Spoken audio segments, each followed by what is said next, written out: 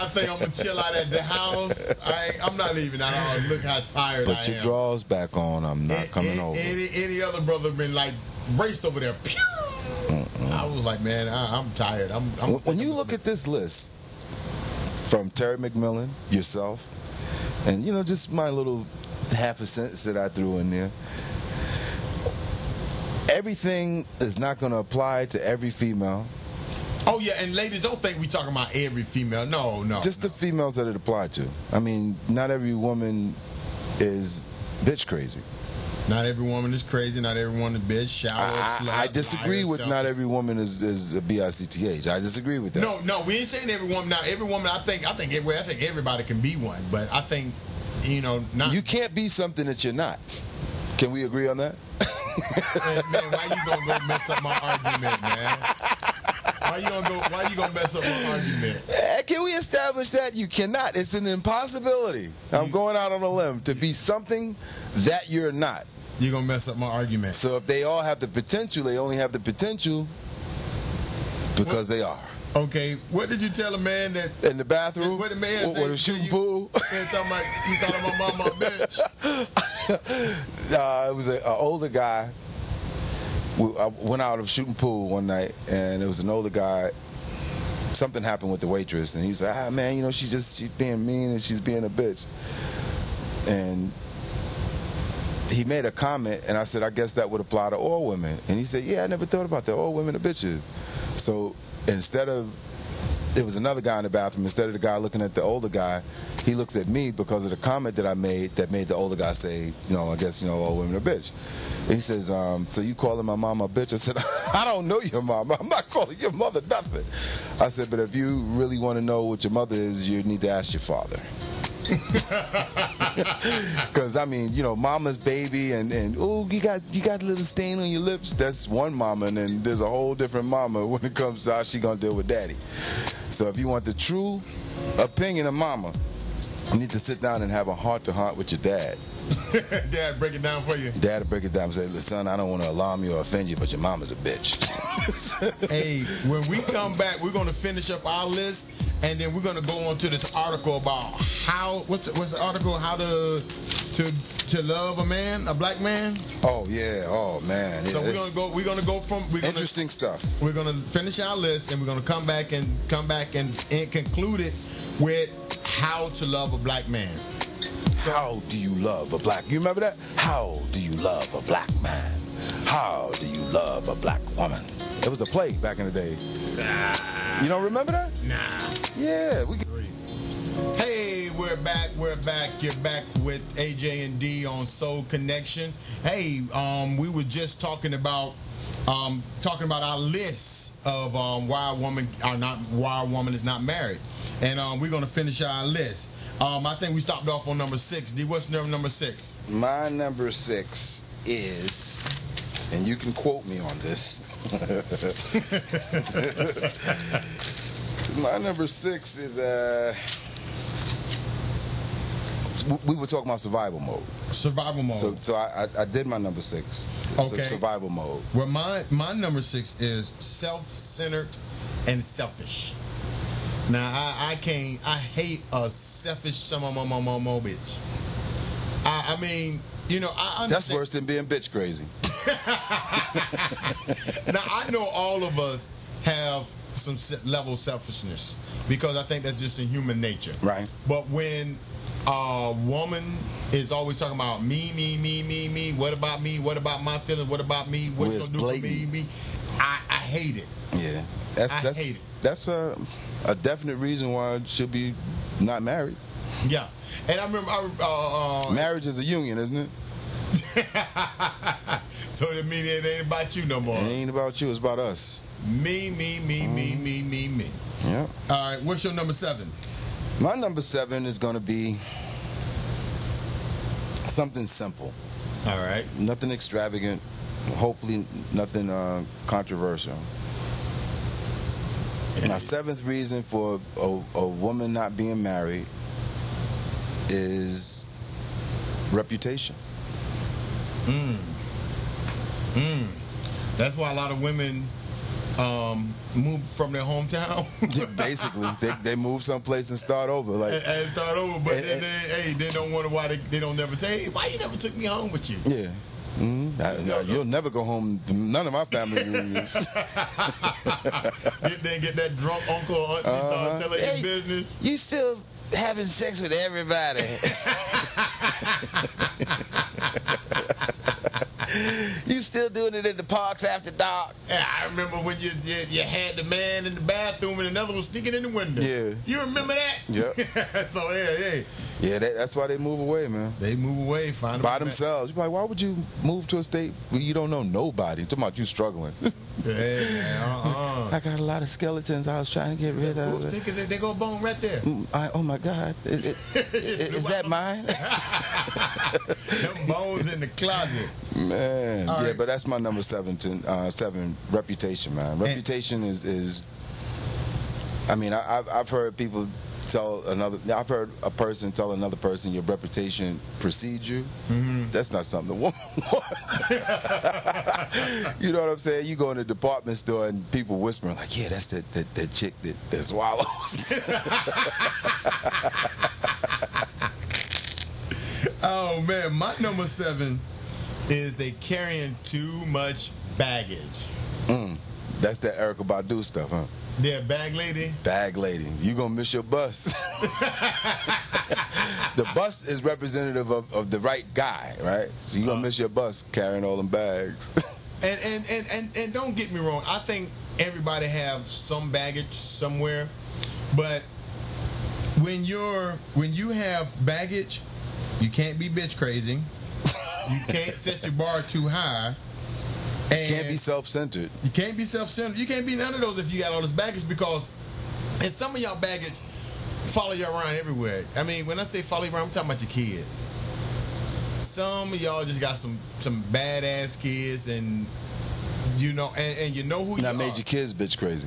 Yeah, I mean, your kids are is part of that baggage, because I mean, and don't get me wrong, I think that all kids, there's no such thing as a perfect kid. I don't really think that there's anything as a bad kid. I think it's bad parenting. I think some of these kids need to get a mud hole stumped in them. I mean, as a wake up call, yeah. But in terms of the child actually being bad, the child shouldn't be placed in a position where they're raising themselves.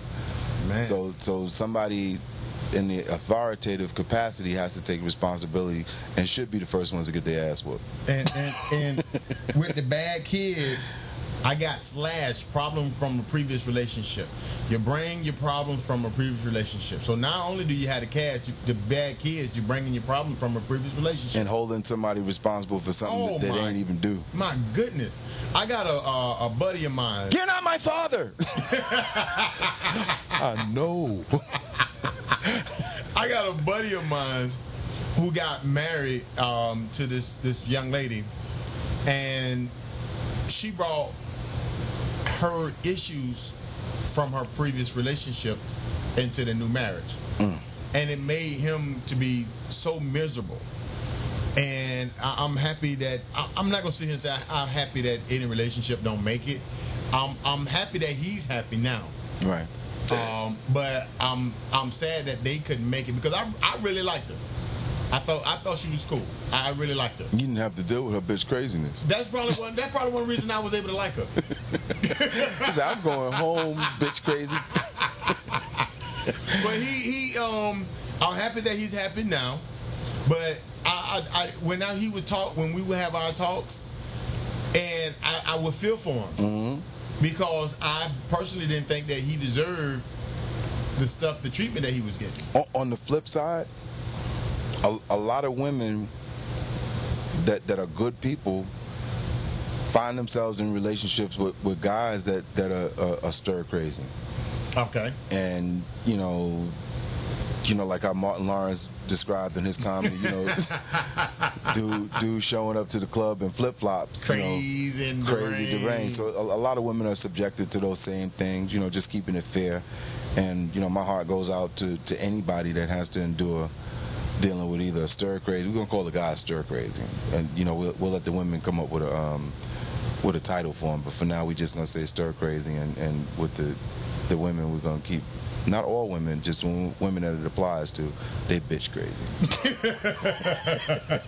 Which is not the same as being crazy or being a crazy bitch. Now, what's your number 7? That was my number 7. The Reputation. Okay, so I'm on number 8 now. So I would say that my number 8, just off the cuff, my number 8 would be parents too involved in the relationship. Ooh. Yeah. I saved the worst for last. I'm gonna have to stay away from that because and the reason. Hey, we need to tell them what we've been doing. But I mean, you don't want to tell them. See, the thing is, because I have. You don't want to tell them. I mean, I'm gonna try to put it in a roundabout way because she knows, and we are acquaintance now. Before we say anything, let's tell them. D and I have been practicing doing each other's voices just to see if the people that know us are able, when we imitate each other, to tell our voices apart.